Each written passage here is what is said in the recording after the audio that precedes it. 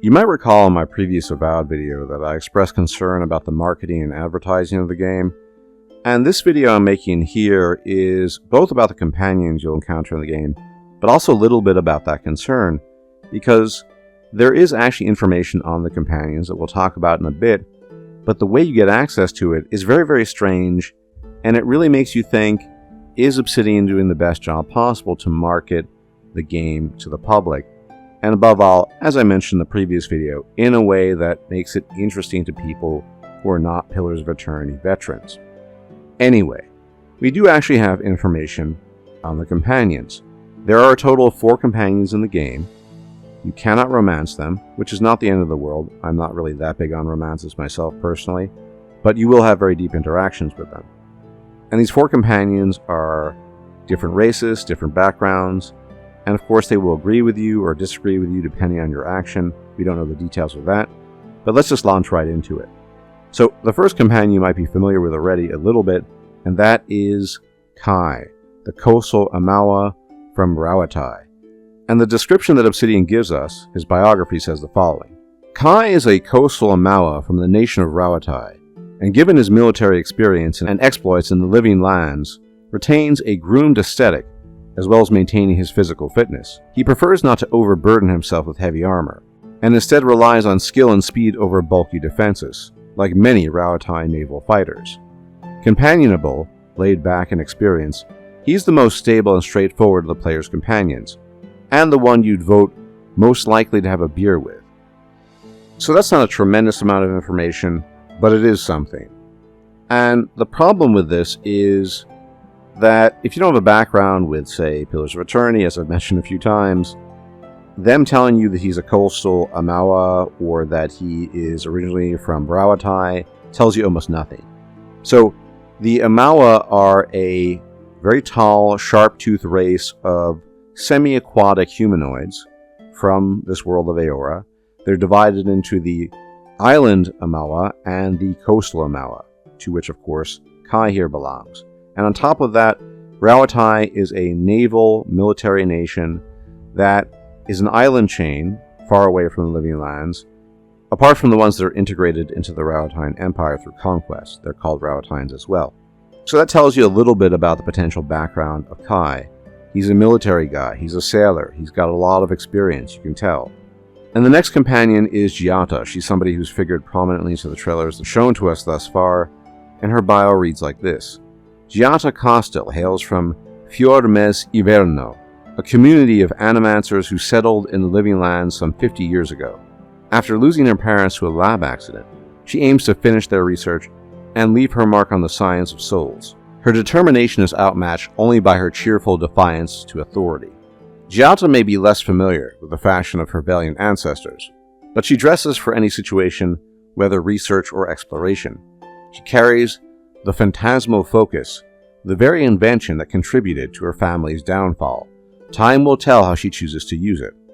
So in the trailer, Giata was presented as somebody who's somewhat sympathetic with what's going on with this soul plague that is afflicting the island of the living lands, and she kind of came off almost as a druid. But this tells us, in fact, that she's not a druid, she's an animancer.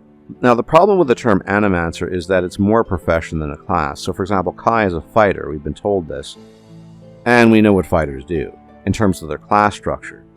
But an animancer, again, can be pretty much anybody who practices the soul science of animancy. Now, maybe she is some kind of cipher, that's basically a psionicist in Pillars of Eternity terms, we're not sure. But she's obviously an ocean folk human. They are a swarthy-skinned race of humans that come from the Valiant Republics. And the Valiant Republics, this is no coincidence, are famous or infamous, depending on your perspective, for their interest in animancy and the science of souls. So I would imagine that when it comes to this magical plague, if it involves souls, Giata is going to have a keen interest, as well as a keen interest in anything that promotes animancy as a science. And remember, throughout this world of Aora, there's always this push and pull tug of war between those who promote animancy, the science of souls, and those who are strictly against it.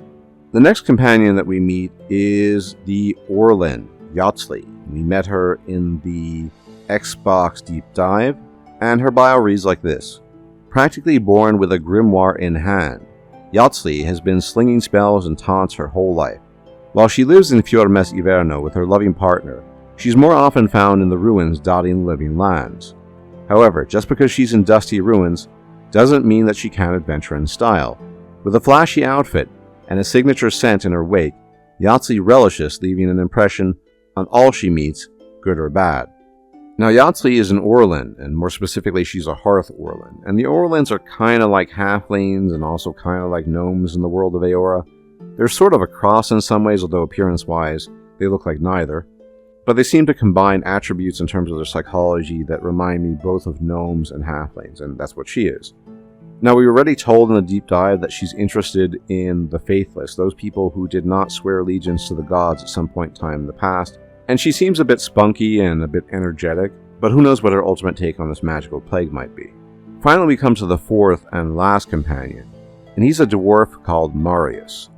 Marius is a recent transplant from Solace, an isolated Pargroom keep in the harsh region of Galawain's Tusks. Born into one of the most uninhabitable places in the living lands, Marius quickly learned how to survive, and even thrive, in the wilderness, becoming one of the land's most sought-after hunters and guides.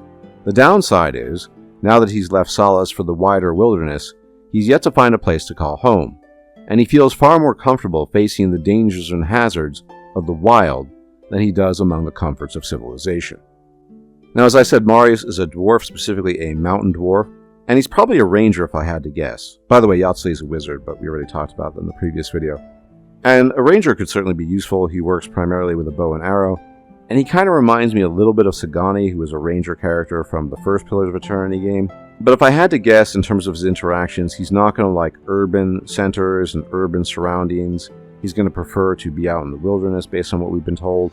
And if I also had to guess, he's probably more along the lines of an anti-animancy guy, since he's really into nature and the wilderness. And he probably worships, if I had to guess further, Galawain, the god of the hunt. So those are the four companions and Avowed. These are very brief bios, they don't tell us much.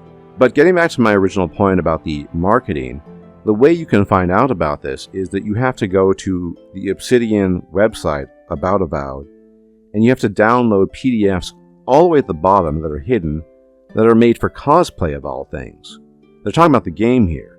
And though I was able to discover these things, to bring it to you and share with you, I think Obsidian needs to do a better job of making these things visible and accessible, because again, we want this game to sell well, and we want people who are not intimately familiar with the Pillars of Eternity games to want to play this game as well, and some of them do, but I just can't shake the feeling that this game is being pitched to people with lots of Pillars experience who have an explicit interest in the game.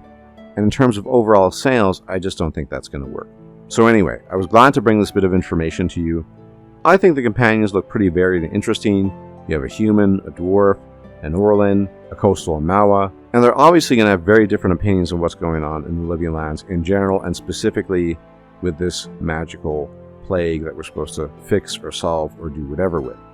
But as always, thank you for tuning in, and if you can leave a like, share, comment, and subscribe, it'd be much appreciated as it really helps out the channel, and I'll check you out next time. Take care.